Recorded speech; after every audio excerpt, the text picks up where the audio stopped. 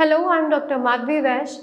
आइए आज हम बात करते हैं कि विटिलिगो के केसेस में कौन कौन से ऐसे न्यूट्रिएंट्स हैं जिनकी कमी से सफ़ेद दाग हो जाते हैं। सफ़ेद दाग की समस्या किसी भी पेशेंट में बहुत सारे रीज़न से आ सकती है। उसमें से एक इम्पॉर्टेंट रीज़न है न्यूट्रिएंट्स की कमी। आइए अब हम बात करते हैं कि ऐसे कौन से न्यूट्रिएंट्स हैं जिनकी कमी से सफ़ेद दाग हो सकता है। सबसे पहला है vitamin B12। Vitamin B12 melanin production में बहुत ज़्यादा इम्पॉर्टेंट रोल प्ले करता है। अगर विटामिन B12 की कमी है शरीर में तो मेलानिन प्रोडक्शन कम होता है और स्किन में सफ़ेद दाग जैसी समस्या डेवलप होने लगती है। फिर हम बात करते हैं विटामिन D या विटामिन D3 की। ये हमारे इम्यून सिस्टम को हेल्दी रखने में और अच्छा करने में बहुत ज़्यादा इम्पॉर्टेंट रोल प्ले करता है। तो अगर हमारे अंदर विटामिन D या विटामिन D3 की कमी रहेगी तो हमारा इम्यून सिस्टम उतने अच्छे तरीके से नहीं काम कर पाएगा और ये हमारे ऑटो इम्यून डिजीज़ की टेंडेंसी को बढ़ा देता है, जिसकी वजह से हमारा खुद का इम्यून सिस्टम ही हमारी अपने मेलानिन प्रोड्यूसिंग सेल्स को डिस्ट्रॉय करने लगते हैं या डैमेज करने लगती हैं, अगेन जिसकी वजह से सफ़ेद दाग शरीर पे आने लगते हैं। फिर अब हम बात करते हैं अपने तीसरे न्यूट्रिएंट की, जो कि है जिंक।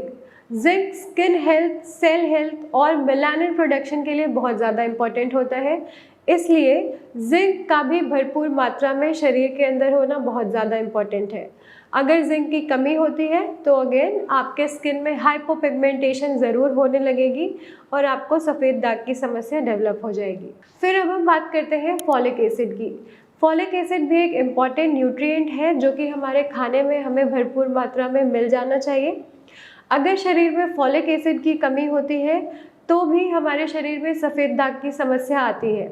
अगर हमारे शरीर में फॉलिक एसिड की कमी है तो हमारा हीमोग्लोबिन कंटेंट भी कम होगा शरीर में और सफ़ेद दाग के साथ साथ और भी एसोसिएटेड सिम्टम्स देखने को मिल जाते हैं। जैसे पेशेंट अक्सर थका हुआ सा फील करेगा, हो सकता है उसको बॉडी पेन रहे परसिस्टेंटली, हो सकता है थोड़े से भी एक्सर्शन पे उसकी सांस फूलने लगे या बहुत ज़्यादा देर तक बैठे रहने पे हल्की सी स्वेलिंग आने लगे उसके फीट में। तो ये सारे लक्षण फॉलिक एसिड की कमी से होते हैं। अगर आपके शरीर में इन लक्षण के साथ साथ सफ़ेद दाग है तो वो हो सकता है कि फॉलिक एसिड की कमी से हो। ये थे वो न्यूट्रिएंट्स जिनकी कमी से सफ़ेद दाग हो जाता है। अब हम बात करते हैं कि ऐसे और कौन कौन से रीजंस हैं जिनकी वजह से सफ़ेद दाग शरीर में आता है। सबसे पहला है ऑटो इम्यून डिसऑर्डर। इसका मतलब है कि हमारा खुद का इम्यून सिस्टम ही हमारी खुद की मेलानिन प्रोड्यूसिंग सेल्स को डिस्ट्रॉय करने लगता है, जिसकी वजह से सफ़ेद दाग डेवलप होने लगते हैं। फिर दूसरा रीज़न है जेनेटिक। अगर आपके परिवार में किसी और को भी इस तरह की समस्या है या परिवार में कोई भी स्किन प्रॉब्लम चली आ रही है तो हो सकता है कि आपके शरीर में भी ये हाइपोपिगमेंटेड स्पॉट्स, जो कि सफ़ेद दाग कहे जाते हैं, वो डेवलप हो जाए।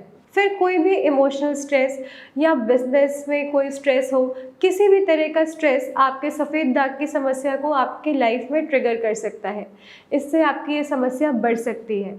अगर आपको कोई इंजरी हो गई है, वहाँ पे वो जख्म ठीक भी हो गया है, तब भी वो एक हाइपोपिगमेंटेड स्पॉट की तरह रह सकता है आपके शरीर में और ये चीज़ बढ़ सकती है। ये चीज़ एक बीमारी बन सकती है जिसको हम विटिलिगो या सफ़ेद दाग की समस्या बोलते हैं।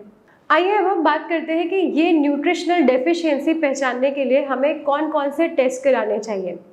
सबसे पहला अपना विटामिन B12 टेस्ट कराएं, विटामिन D3 टेस्ट कराएं, फिर आप जिंक टेस्ट करा सकते हैं, अपना फॉलिक एसिड टेस्ट कराएं, सीरम कॉपर टेस्ट कराएं, आप थायराइड प्रोफाइल भी ज़रूर कराएं जिसमें T3, T4 और TSH ज़रूर लें।